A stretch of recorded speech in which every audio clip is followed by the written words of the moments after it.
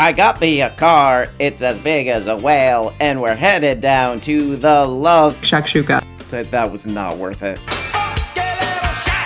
Holy mother shit, god damn it, fuck shit. Guys, we're back with another episode. Guys, we out here.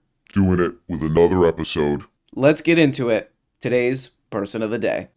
I'm Judge Jeanine, your guide to the world of luxury. Being outside in the evening is pretty nice. It's more than pretty nice. It's beautiful. I'm exploring America's most opulent accommodations. Just to sit here and stare at the ocean is fabulous. Join me as I unlock the doors to a world filled with indulgence and unforgettable moments.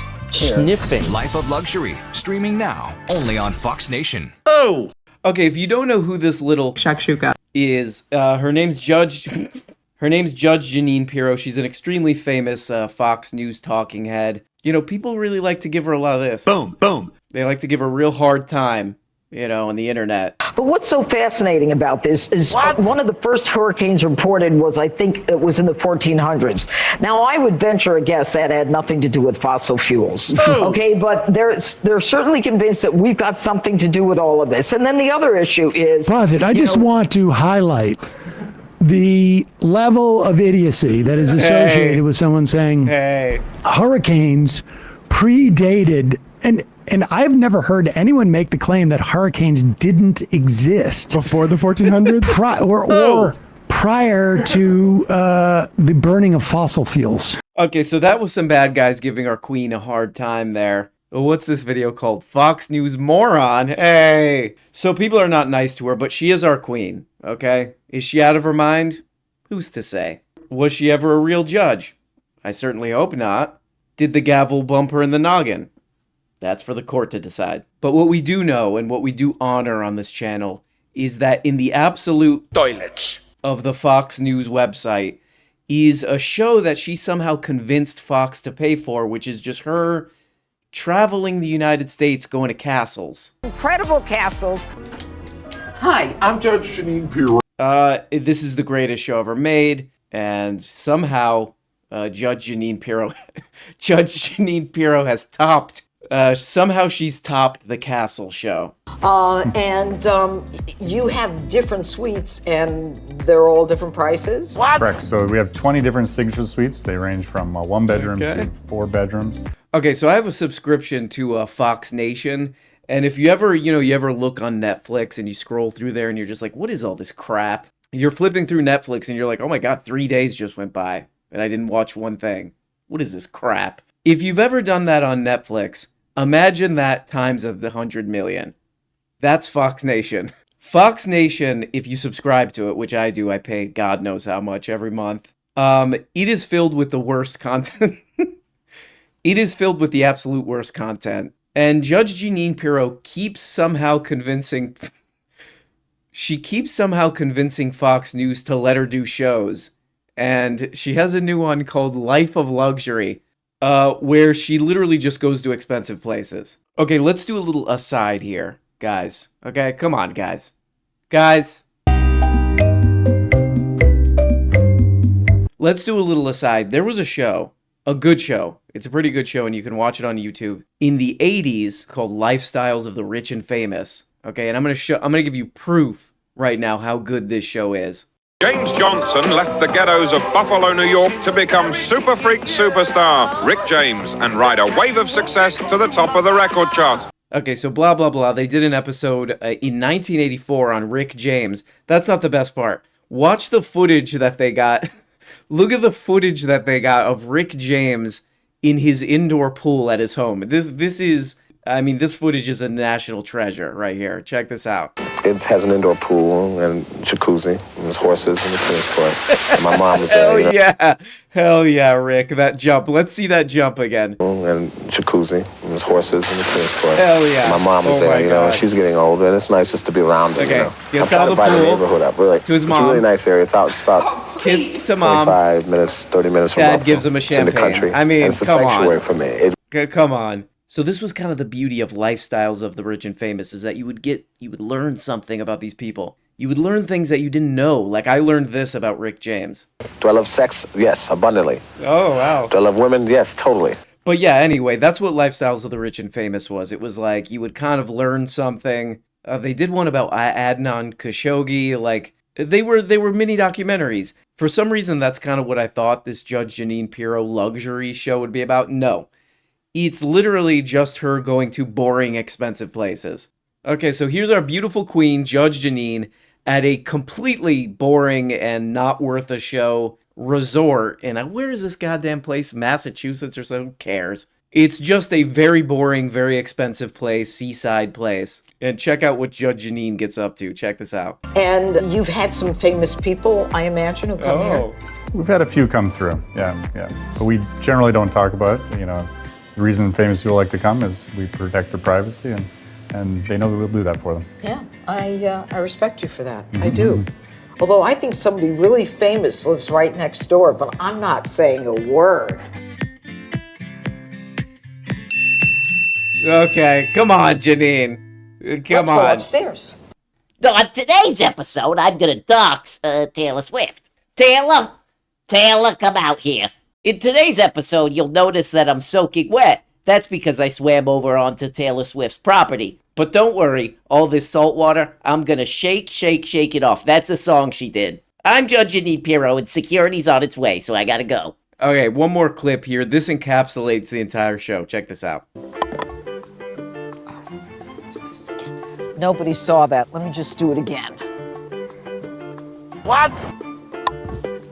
It's not right. This was in the way. Okay, great. There we go. So that's the beautiful Judge Jeanine. She is the Mima of the show. We salute you. Whatever you're doing. A disaster at a gender reveal party with a pilot hired for the event.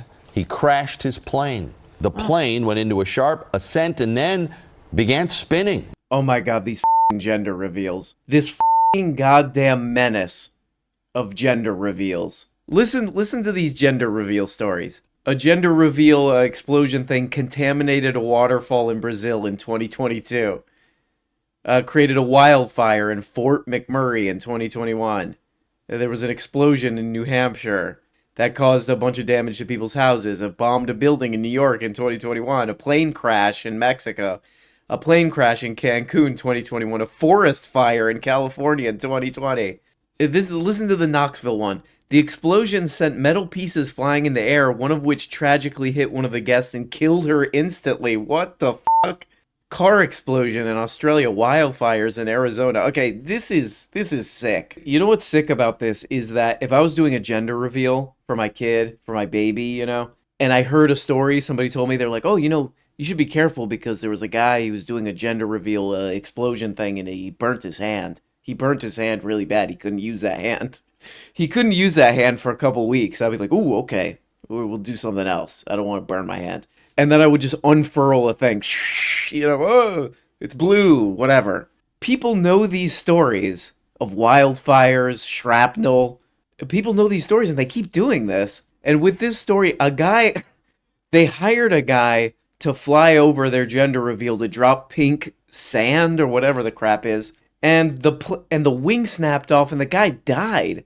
I mean, come on, this is terrible. It's a terrible thing that this guy died, but what a backfire. What a backfire for what you wanted to do. This has got to be one of the biggest backfires ever. We really want to make a big moment out of this to remember the birth of our son and or daughter. And now we're definitely going to remember this moment as a plane crashed and a guy died. We've really frozen this moment in time through the terrible, terrible death of a pilot. You know what, for my gender reveal, for my kid, I think I'm just going to embrace this. The danger, the absolute deadliness and danger of these goddamn gender reveals. So here's what I came up with. Everybody who I invite to the gender reveal, you're all invited, by the way. We'll all be wearing those big suits that they put on you when dogs bite you. You know, those dogs that they're like, you know, stunt men or whatever wear those suits and the dog, the dog's like, and it latches on. And they're all packed with explosives, okay? So the dogs and when they bite into it, they explode, sending extremely dangerous, either pink or blue shrapnel, deadly shrapnel into the air. And then we'll know. Oh, it's a boy, you know. Okay, moving on. Let's check out this guy. This is John Kennedy. John Kennedy. He's a Republican senator from the great state of Louisiana. I've been hearing he's got something that he wants to say. Let's check this out. I put some lube on and got him on his knees. Okay. Well, and I began to slide into him from behind. Well, that's your personal life. That's not... I pulled out of him and kissed him while he masturbated. Yeah, it's not really the business of... He asked me to Senate. turn over while he slipped a condom on himself. Well, you can do what you want. It's not... This was my ass. This was my ass. And I was struggling to imagine someone inside me. Okay. I think we get it. He got on top and slowly inserted himself into me. Well, it was the worst pain I think I have ever felt in my life. It takes time. Eventually, I felt a mix of pleasure with the pain. Oh, well, that's good. Okay. Okay, yeah, so this is a thing they were doing in the Senate. What's that? Oh, he's got more. Okay, John Kennedy's got more to say. Okay. I got a new strap-on harness today. Okay, well, that's exciting. You know, I'm glad that you're happy, but... it just doesn't seem like Senate business. You guys are supposed to be making laws and stuff, but okay, I'll hear you out. I can't wait to put it on you. Well, you're going to have to wait. This is not, you know, the Senate is not really a place for that. You know, this seems more like private. This seems like more private stuff, but okay, I'll hear it out. It will fit my favorite dildo perfectly. Dildo. You have a favorite? Well, look, again, none of my business. It's just, this seems more personal. This doesn't seem like Senate stuff. Let's just stick to official Senate business, please, Mr. Senator. I think the Democrats started this thing, but it's like a hearing about book bannings in school libraries. And as a parent myself, okay, as a parent myself of a fur baby, whatever. As a parent myself, I have a list of concerns, okay? There's a lot of crap on this list, you know, the economic situation that my kid's going to face when they grow up, school shootings, for God's sake, the internet, for God's sake. But at the top of this list of my parental concerns, guess what's there? That's right, porno in the school libraries, which, by the way, doesn't exist. And even if it did exist, kids don't go in there. In Burbank, California, some school districts banned Huckleberry Finn. Oh, they did? This guy, Lindsey Graham, he probably loves that book. I love that book. That's one of my favorite. Love Huck. I love Huck Finn. There's certain parts I like. There's certain things he says, certain words he says. There's certain words Huck says that I highlighted and I read just those parts. There's this guy, C.K. Louis, who has this famous bit about how he reads his kids Tom Sawyer, but he doesn't want to read them Huckleberry Finn because he doesn't want to read the N-word 200 times to his daughters at night. It is sort of funny because the first guy, John Kennedy, he's reading from some book and he's like, listen to this. A dildo. A dildo. He's basically reading these passages about healthy human sexuality, but it's really funny that Lindsey Graham brought up Huckleberry Finn and he's like, I don't agree with that.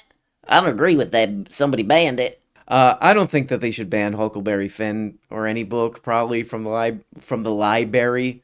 Again, because kids aren't going in there. The little kids are enraptured by Bluey or whatever the hell crap, you know, and the older kids are on TikTok.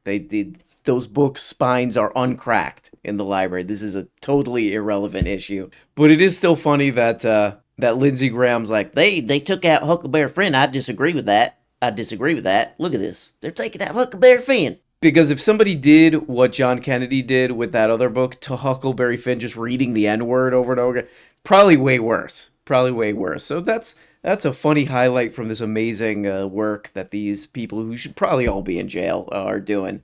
Nearly every American could agree that parents have some legitimate interest in what their child reads. Okay, this is this guy, Mike Lee. What is the guy's name? Mike Lee. He's a senator from Utah.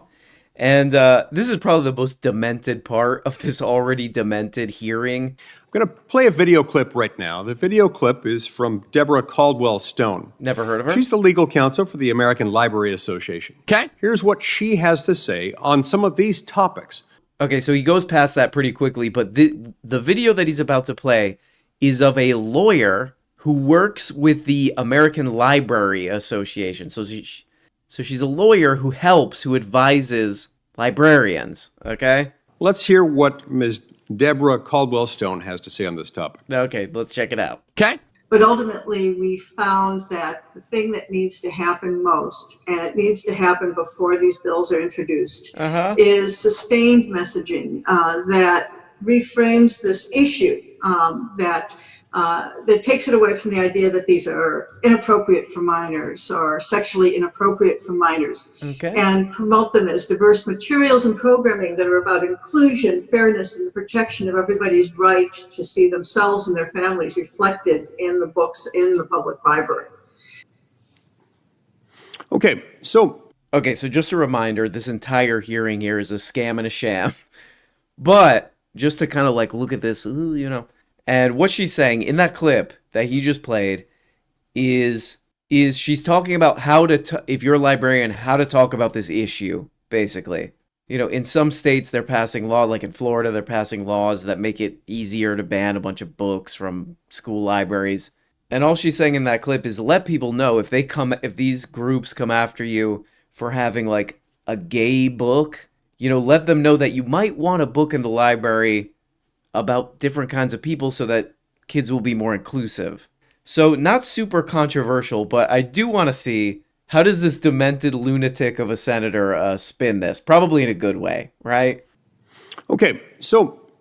Okay. I think what we saw here right now was someone saying the quiet part out loud. Oh, shit, okay. Acknowledging what the goal is. There is a goal here, and the goal is to sexualize children, to provide minors with sexually explicit material, and then hide this content from the parents. Whoa. Hide it by changing the messaging, avoiding the heat by saying, no, these are not the droids you're looking for.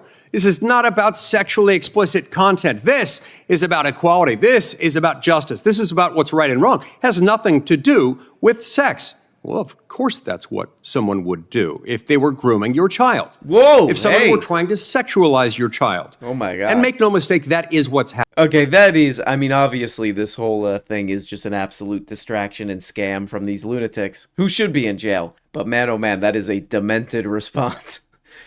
That is a truly response. Mr. Speaker, I'm going to submit questions for answers and give use my time just to make a few points on this subject. First and foremost, the notion that this is a, quote, book ban is misleading and not truthful. Oh, this is kind of interesting. Not because of the content. This guy just says all the same crap. He's a senator from Iowa. In 4 days, he turns 90 years old. I mean, this guy reads all day. He's like reading. I would like to ask him, why are you still alive? Why are you still alive? Yeah, just to put this in a little perspective, that guy whose brain keeps freezing, Mitch McConnell, is almost a decade younger than this guy. I mean, you know, good for you. Good for you, I guess. You keep going forever. You keep doing this forever. Oh, well, there we go, guys. Another Wednesday in the books. You know, Wednesday, it's not our favorite. You know, oof. You know, Wednesday, some people call it shakshuka day. You know, but if you're having a hard week, you're having a hard time getting through, just always remember that it will fit my favorite dildo perfectly. Talk to you guys soon. Love you. Bye-bye. Hey, guys. Guess what? You're not even getting the whole show. If you want every episode and a whole bunch of other subscribe on Patreon. Subscribe on Patreon for as little as 2 bones. Just click the stupid little link below the video in the comments. See, right there. There you go. Click it, and that, yep.